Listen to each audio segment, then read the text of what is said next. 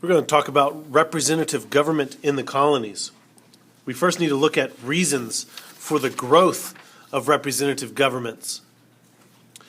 And there are four major reasons for the growth of representative governments. You see, the distance from England created a need for colonists to make their own laws and keep peace and order. Colonists were accustomed to English traditions and structures, including the rights of Englishmen, which is covered in the English Bill of Rights, which they were, pretty used to. I believe 1589 was the date on that. Don't quote me on that, but I think 1589 was. And even though it's called the Bill of Rights, and we think of the Bill of Rights as protecting individual freedoms, this English Bill of Rights didn't necessarily protect all of their individual freedoms.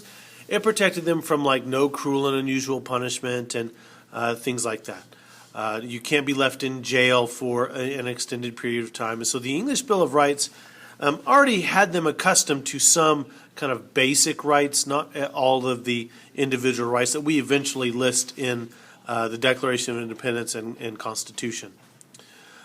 Most colonies were self-governing, electing members of their community to a General Assembly, which that General Assembly ended up making laws. The colonists had been allowed to rule themselves with little interference from the king for a number of years.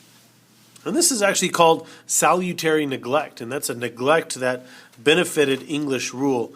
Or you can think about this as purposely not following certain laws because it benefits the colony. So the king has certain laws, and the colonies are not going to follow those laws because they actually benefit from not following the laws. That's salutary neglect.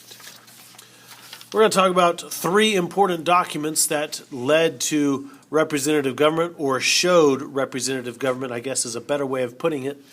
The Mayflower Compact is the first one, and we talked about this one with the Pilgrims and Puritans at Plymouth.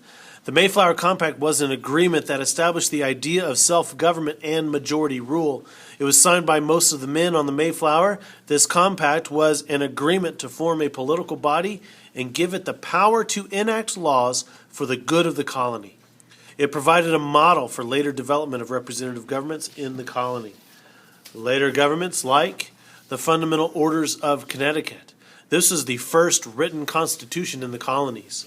This document stated that people had the right to elect governors, judges, and a legislature. It was written down by the people. The fact that it was written down gave it authority.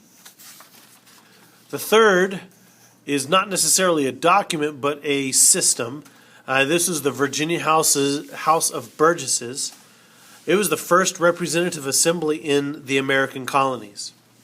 Representatives immediately began to enact laws and to safeguard individual rights, setting precedent in the colony for individual rights protected by law.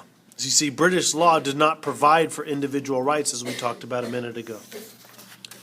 Your essential questions. What key points of these documents would lead to the development of the Declaration of Independence? How would religion play a role in the development of these documents?